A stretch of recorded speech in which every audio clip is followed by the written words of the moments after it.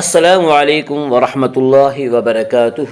ہمارے YouTube channel راہ نجات نیٹ ورک میں آپ کا خوش آمدید ہے۔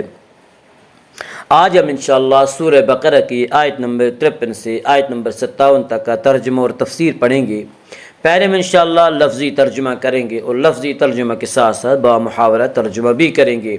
آپ سے گزارش ہے کہ اپنے پاس قلم اور کاغذ رکھ لیں تاکہ مشکل الفاظ کے معنی آپ لکھ سکیں اور اس طرح آپ کو سمجھنے میں اور یاد رکھنے میں سہولت اور آسانی ہو۔ اور اگر آپ شروع سے ہماری ویڈیو دیکھنا چاہیں تو ہم نے آسان ترجمہ قرآن کے نام سے پلے لسٹ بنا رکھی ہے، وہاں جا کر آپ ہمارے سارے ویڈیو دیکھ سکتے ہیں۔ تو آئیے آج کا کلاس شروع کرتے ہیں۔ اعوذ باللہ من الشیطان الرجیم، بسم اللہ الرحمن الرحیم۔ وَإِذَا آتَيْنَا مُوسَى الْكِتَابَ وَالْفُرْقَانَ لَعَلَّكُمْ تَهْتَدُونَ۔ وَإِذْ اور جب آتینا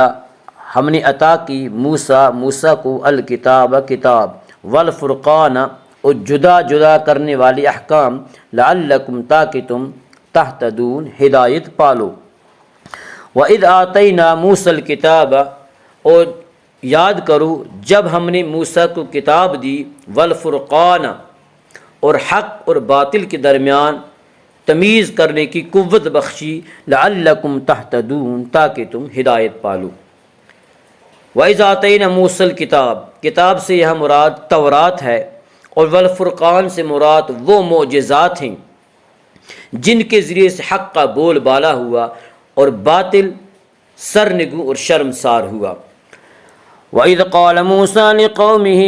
يَا قَوْمِ إِنَّكُمْ ظَلَمْتُمْ أَنفُسَكُمْ بِاتِّخَاذِكُمُ الْعِجْلَ فتوبوا إلى بارئكم فاقتلوا أنفسكم ذلكم خير لكم عند بارئكم فتاب عليكم إنه هو التواب الرحيم۔ وَإِذْ اور جب قال کہا موسیٰ نے لقومہ اپنی قوم سے، یا قوم اے میری قوم، انکم بے شک تم، ظلمتم ظلم کیا تم نے، انفسکم اپنی جانیں، باتخاذکم بنا لیا تم نے، العجل بچڑا، فتوبو سو رجوع کرو، الی طرف بارئکم تمہارا پیدا کرنے والا، فقتلو سو قتل کرو، سو ہلاک کرو، انفسکم اپنی جانیں، ذالکم یہ خیر بہتر ہے، لکم تمہارے لیے، عند نزدیک، بارئکم تمہارا پیدا کرنے والا، فتابا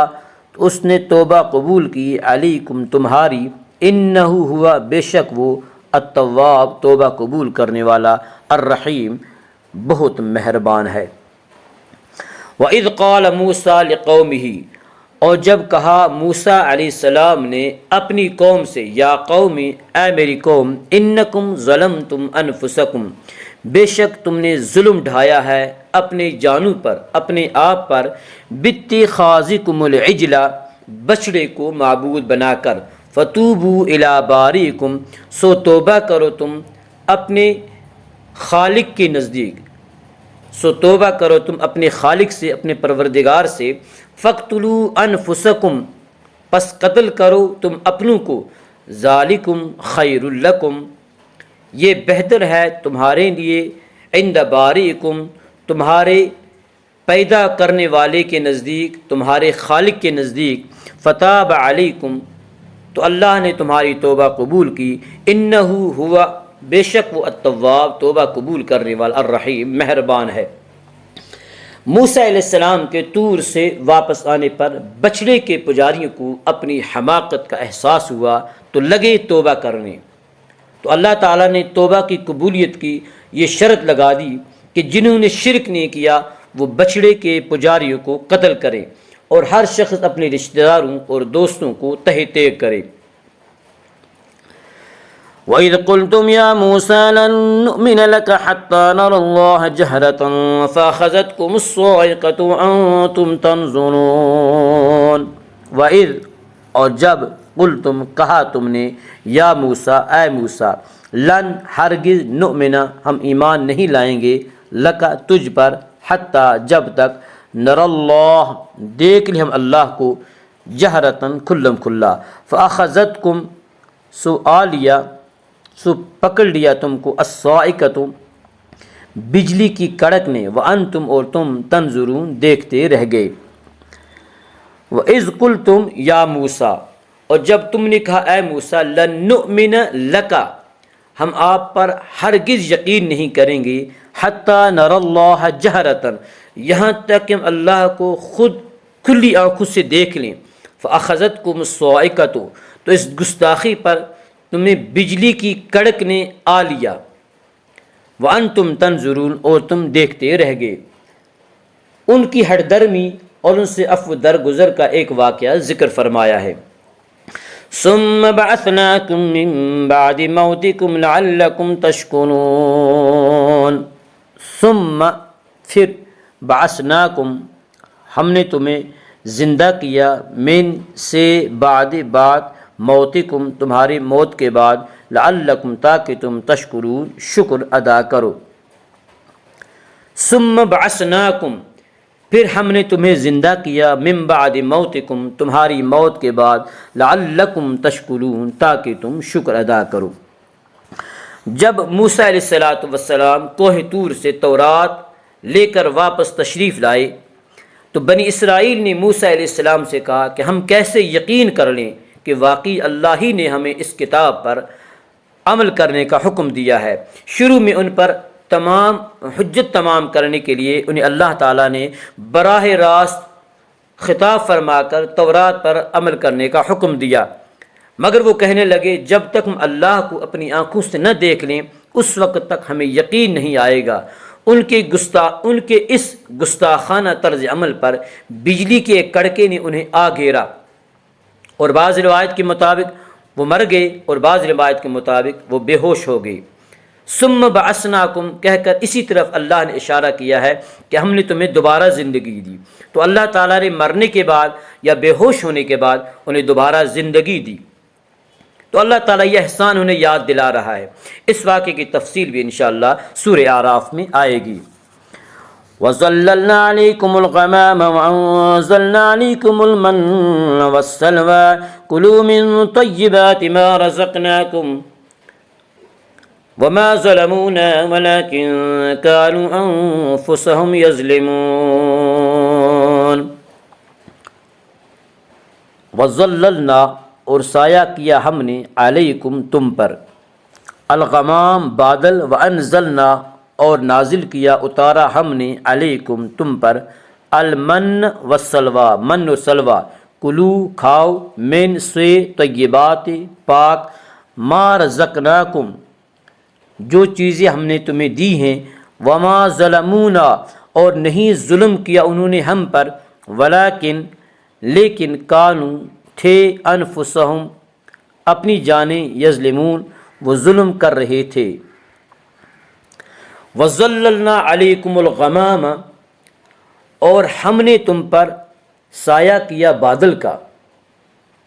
وَأَنزَلْنَا اور نازل کیا ہم نے علیکم تم پر المن والسلوى من و سلوى کلو من طیبات کھاؤ پاکیزہ چیزوں میں سے ما رزقناکم جو ہم نے تمہیں دے رکھی ہیں وما ظلمونا اور انہوں نے ہم پر کوئی ظلم نہیں کیا، یہ نافرمانیاں کر کے انہوں نے ہم پر کوئی ظلم نہیں کیا، کوئی زیادتی نہیں کی، ولیکن کانوا انفسہم یظلمون بلکہ وہ اپنی ہی جانوں پر زیادتی کرتے رہتے تھے۔ بنی اسرائیل کا اصلی وطن شام تھا۔ یوسف علیہ السلام کے زمانے میں یہ مصر چلے گئے تو عمالقہ نے شام پر قبضہ کر لیا۔ جب وہ دوبارہ اپنے وطن واپس آئے تو انہیں اللہ نے حکم دیا کہ قوم عمالقہ سے جہاد کر کے اپنا وطن آزاد کرائیں اور اس میں عزت اور آزادی کی زندگی بسر کریں، لیکن انہوں نے جہاد کرنے سے صاف انکار کر دیا، جس کی پاداش میں اللہ رب العالمین نے انہیں 40 سال تک وادی تیہ کے ریگستان میں مقید کر لیا اور 40 سال تک وہ وادی تیہ میں خاک چھانتے پھرے۔ یہاں ان نعمتوں کا ذکر ہو رہا ہے کہ اس سزایابی کے دوران بھی اللہ تبارک و تعالیٰ نے جن نعمتوں سے انہیں نوازا، ان نعمتوں کا اللہ تبارک و تعالیٰ یہاں پہ ذکر فرما رہا ہے۔ صحرا میں چونکہ کوئی چھت ان کے سروں پر نہیں تھی، اس لیے ان کو دھوپ کی تمازت سے، دھوپ کی گرمی سے بچانے کے لیے اللہ نے یہ انتظام فرمایا کہ ایک بادل ان پر مسلسل سایہ کیے رہتے تھا۔ وَأَنزَلْنَا عَلَيْكُمُ الْمَنَّ وَالسَّلْوَىٰ، اور اتارا ہم نے تم پر من و سلوہ۔ اور اسی صحرا میں جہاں کوئی غذا دستیاب نہیں تھی، اللہ تعالیٰ نے غیب سے من و سلوہ کی شکل میں انہیں بہترین خوراک مہیا فرمائی۔